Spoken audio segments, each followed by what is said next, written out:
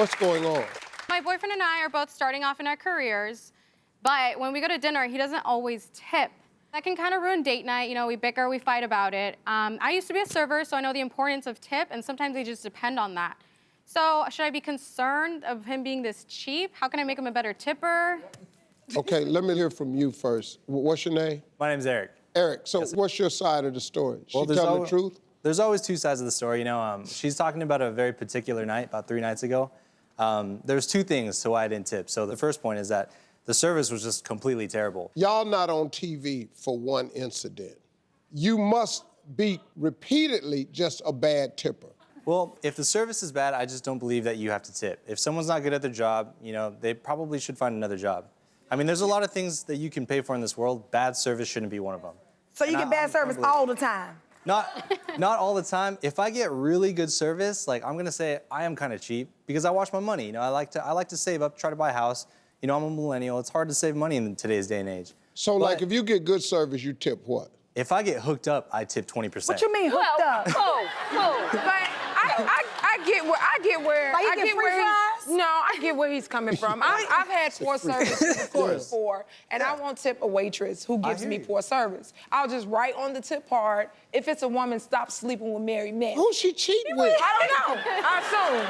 She had attitude? She looked like she sleep with married men. I said it. You think because you're just starting off with your career, because money is a little low, eventually when you do get up in your career, eventually catapult, you will start tipping. No, I don't he think ain't that type. No. Yeah. Not at all. Don't believe that. Yeah. He's stuck in his cheapness, sis. Oh, wait. She said, don't believe that. No, he's stuck in his cheapness. You comfortable being cheap. Sometimes people are comfortable being cheap. Yeah. And I'm just telling you, if you don't like that, sis, right now, you cannot change the picture in the middle of the movie, okay? It does not get any easier or any better. And I ain't saying leave your man. I ain't saying that. I'm just saying while y'all figuring things out, while y'all starting out your life, you gotta really figure out if this gonna work for your life, first and foremost. Well, here's the other thing. If you don't like the way he tips, then who says you can't make up the other 10%? No. I mean, look, here's my thing. Boy, You're stop gonna be a clapping, part- boy. Yeah, don't do that. Listen, the law of attraction is an absolute principle of the universe. It is very simple. Do unto others as you would have them do unto you. I agree. That's a principle of success. How you are is a carryover in every aspect of your life. Are you cheap, Eric? Yeah, I'm pretty cheap. Yeah. Yeah. And it hurts her because she was a server. I tip to make Marjorie happy. I take her to dinner to make her happy, though. That's what my main concern is, you know? See, you better keep, repeat see, yourself. you know what, Eric? Yeah. See, Eric, Eric, We'll you probably edit keep that thinking you're doing enough. Can I tell you you're not? You got to get good at this level right here because the next level going to require more. It's just Facts.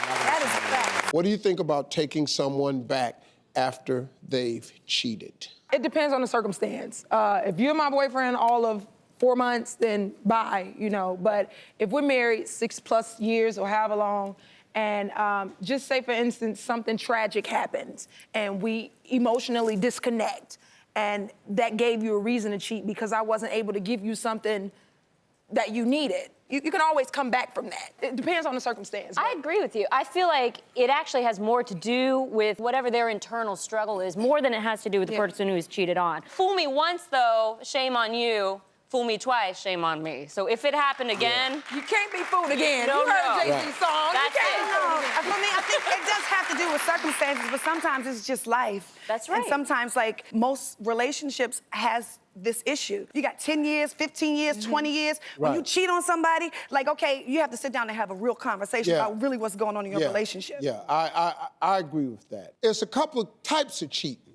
There's meaningless cheating that men do. She don't mean nothing to me. It ain't really about nothing. It was available, and I did it. And then you got that other cheating where he went to get something from a person and she provides it over a long period of time. Side chick, you mean? Yeah. Now we just got a whole nother situation Yeah, going a on. heifer. So it's a two. A heifer? A heifer. Okay.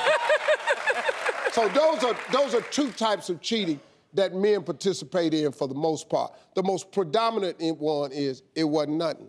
Now, the ramifications of it is much deeper. Yeah. But in his mind, that's where he has it. Just wanted to throw that piece of information out.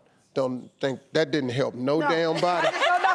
Because women just, this lady right here looking at me like, Yeah, because you know when cheating men, is cheating. to be honest, when See, men right say there, I it know wasn't what you're nothing, gonna we say. don't know what that means. Yeah, we don't- it wasn't we- nothing. What do yeah. you mean it wasn't nothing? What do you mean? Because if it wasn't nothing, you would have never did it. Come on, somebody. You would have never risked Like- anything. Yeah. That's what we can't wrap our finger But see, around. here what? Come see, on, give it to me, See, Steve. but this just Uncle Steve just being straight with Yeah, you. yeah. In a man's mind, Uh-huh. the one that ain't nothing was not supposed to cause a risk. Okay. All this is wrong on the man's part. Yeah. I'm just giving you the thinking behind it. So let me ask you a question. So do you feel like all men cheat? No. You don't feel like all men? I feel like most. I'm just gonna say I feel like all men cheat probably except for Obama because like at the end of the no, really, I do. Next topic. Speaking of relationships, this past Sunday, Long Island medium returned and Teresa Caputo confronted her marriage issues with her husband, Larry. Teresa said that it's something that had been building up over the years. There was tension in the house and something had to be done. So they separated.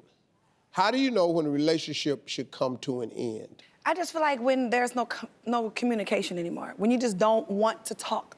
The person's eating and you're like, oh my God, why is he breathing like that when he eats? You have Everything irking you. Yeah. Everything Yeah. is irking you. Yeah. Oh my God. Yeah. You know, I just feel like when you've exhausted all of your options, it's time to separate and take a step back. I believe sometimes separation can save your marriage. The moment you separate, you take a step back, you see what you have, and then you realize there really ain't nothing out here, Yeah. to be honest about it. Yeah. Right, that's the I was in an 8-year relationship. I was actually engaged at one point. We ended up parting ways because it was the second season of Empire, and that's when everything just catapulted. My career just basically catapulted, and it was too much for him to handle. And it wasn't, and I'm glad I was wise enough to know when to leave and let go. When you know, you know. And when it's time to go, you just gotta go. Yeah. You just gotta go. Oh, I almost did the same thing. I feel like we had the same life. Wait, no, what? What you talking about? This is way before. Okay. No, I was in a long relationship, very long, and also stopped a wedding. And that is very difficult to do. And I looked at us and I said, gosh, I just don't feel like we are on the same path anymore. Yeah. And I don't want to hate you. While we were talking, because I hadn't thought, I just jotted down 3 things that's deal breakers that I know should happen to everybody. Like what you said, Tamar. When you just looking at them, why you breathing, why you chewing? You know, when everything get on your nerve, when everything is bad. The second reason that I came up with, if there's no peace in your home. Come on, somebody. Yeah. See, man, home has to be a place of peace. And then the third reason, the way that I know it's over, if you two no longer recharge each other. What I asked a lady one time, she said, well, Steve, I've been with my man 10 years. What should I do? I see all of that and I ain't happy, ain't no peace, he don't recharge me and he getting on my last nerve. Then all you gotta do is ask yourself, do you want 10 more years? Yeah, that's right. No God. See, if you just want 10 more, then just do it. Hey, you made it to the end of this video. I got a lot more that you're gonna enjoy, so just click to watch the next one. And make sure you subscribe to always know what's happening.